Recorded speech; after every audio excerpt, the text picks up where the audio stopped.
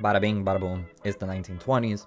Calvin Coolidge was president during majority of this era, and this was before the Great Depression of the 1930s. And people were having fun with film, so we had films about anything and everything during the 1920s, you know?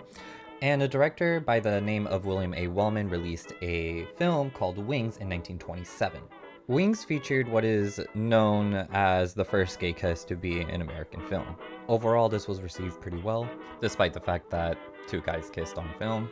And the film is definitely more than just, two guys who kissed on camera, right? The film later on won 2 Academy Awards, one for Best Engineering Effects and the other for Best Picture. This wasn't even promoted to be a gay movie, right? Characters just so happened to be gay and part of the story, right? But, clearly it bothered some people, right? So people were having fun just watching film, right?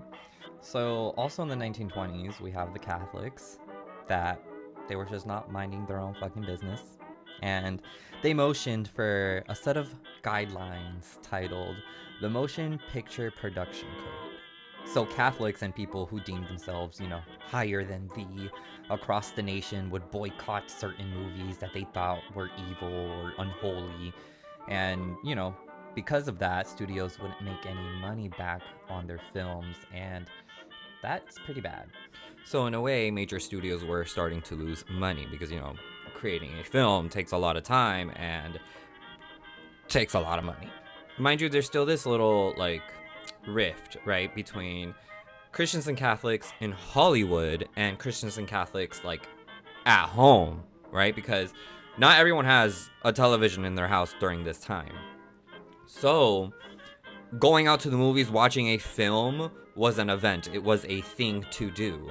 It's not like how it is now where you just go to the movies or with your friend. I mean, kind of, I guess it is kind of the same thing, but there wasn't really anything else to do in the 1930s. You know what I mean? Christians and Catholics at home, not all, but most, right, culturally at the time, thought that going to the movies, watching these images, watching these flashing images was horrific. It was horrifying for them. So this was a way for them. It was like, this is worshiping the devil. You are worshiping the devil if you watch these films. So then we have the Christian Catholics in Hollywood. And then as the 30s come rolling around, we start seeing them respond. And then we start seeing the regulations on film and the birth of the Hollywood production code, right? And how, there are a shit ton of guidelines for film to follow. And that'll happen in the next video, but